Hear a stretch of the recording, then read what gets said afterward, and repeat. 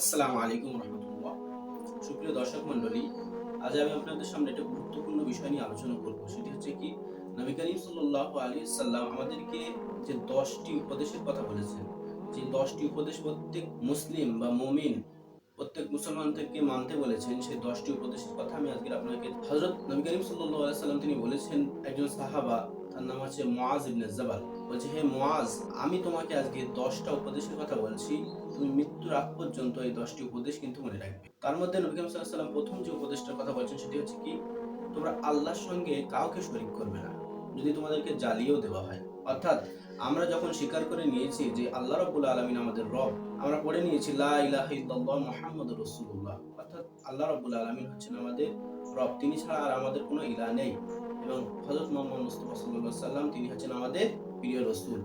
তো যখন আমরা এটা পড়ে নিয়েছি, আল্লাহর সঙ্গে শরীক করার মতো আমাদের আর কেউ নেই। তো আমাদেরকে যদি জ্বালিয়েও দেওয়া হয়, সেক্ষেত্রে কিন্তু আমরা আল্লাহর সঙ্গে কাউকে শরীক করব না। নবীজির প্রথম উপদেশ। দ্বিতীয় উপদেশ, নবী করিম সাল্লাল্লাহু আলাইহি ওয়াসাল্লাম বলেছেন যে তোমরা কখনো তোমাদের পিতামাতার অবাধ্য করবে। যদি তোমাদের সম্পদ থেকে বঞ্চিতও করা হয়, তারপরেও তোমরা কিন্তু তোমার পিতামাতার অবাধ্য করবে না। কারণ আল্লাহ এবং আল্লাহর রাসূলের পরে সর্বাধিক গুরুত্ব দেওয়া হয়েছে পিতামাতায়। তো আমরা চেষ্টা করব যে পিতামাতাকে সবসময় সম্মান করা এবং তাদের যে যে হক আছে সেই হকগুলো পূরণ করা। ৩ নম্বর, নবী করিম সাল্লাল্লাহু আলাইহি ওয়াসাল্লাম বলছেন যে ইচ্ছাকৃতভাবে কখনো সালাত ত্যাগ করবে না। কারণ যে ব্যক্তি ইচ্ছাকৃতভাবে সালাত ত্যাগ করে, আল্লাহ তাআলা তার উপর রাগান্বিত হন। তো আমরা ইচ্ছাকৃতভাবে কখনো সালাত ত্যাগ করব না। ৪র্থ নম্বর, নবী করিম সাল্লাল্লাহু আলাইহি ওয়াসাল্লাম বলছেন কখনো শরাব পান করবেন না। কখনো শরাব পান করবে না।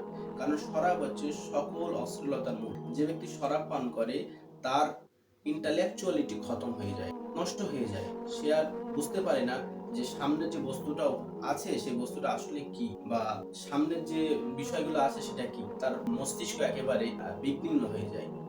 তো আমরা কখনো শরাব পান করব না। নবী করিম সাল্লাল্লাহু আলাইহি সাল্লাম ৫ম নম্বরে যে কথাটা বলেছেন, যে উপদেশটার কথা বলেছেন, সেটি হচ্ছে যে আমরা কখনো গুনাহর কাছে যাব। কারণ এই গুনাহের মাধ্যমে আল্লাহ তাআলার ক্রোধ কিন্তু বেড়ে। তো আমরা সবসময় চেষ্টা করব, আমরা অলওয়েজ এভয়েড করব যে সমস্ত গুনাহগুলো আছে, সগীরা কবিরা সমস্ত প্রকার গুনাহ থেকে আমরা এভয়েড করার। ৬ নম্বর, নবী করিম সাল্লাল্লাহু আলাইহি ওয়াসাল্লাম বলেছেন, খবরদার জিহাদের ময়দান থেকে তোমরা কখনো পলায়ন করবে না। যদি সবাইও মারা যায়, সেক্ষেত্রেও জিহাদের ময়দান থেকে তোমরা কখনো পলায়ন করবে না। কারণ জিহাদের ময়দান মানে এমন একটা ময়দান যেখানে কিনা শত্রুপক্ষ এবং মুসলিম পক্ষ দুজনায় কিন্তু দ্বন্দ্ব হয়। সেক্ষেত্রে সবাই যদি মারাও যায়, আমরা কিন্তু সেখান থেকে পলায়ন করব না। নবীজি কিন্তু ৭ নাম্বার, নবী করিম সাল্লাল্লাহু আলাইহি ওয়াসাল্লাম বলছেন, যদি তোমরা কোথাও অবস্থান করছো আর যদি মহামারী এসে যায়, সেক্ষেত্রে তোমরা সেখানেই অবস্থান করবে, সেখান থেকে পলায়ন করবে না। এটা হচ্ছে নবীজির উপদেশ। যেমন ধরেন এই করোনা এসেছিল, করোনার সিজনে আপনি যেখানেই অবস্থান করছিলেন সেখানেই আপনার কিন্তু থাকা উচিত ছিল। এটা হচ্ছে নবীজির উপদেশ। ৮ নাম্বার বলছেন, তোমাদের সামর্থ্য অনুযায়ী তোমাদের পরিবারের জন্য তোমরা কৃপণতা করবে না। যতটা আল্লাহ তাআলা তোমাকে দিয়েছেন, সেই সামর্থ্য অনুযায়ী আপনি কিন্তু আপনার পরিবারের জন্য খরচ করবেন।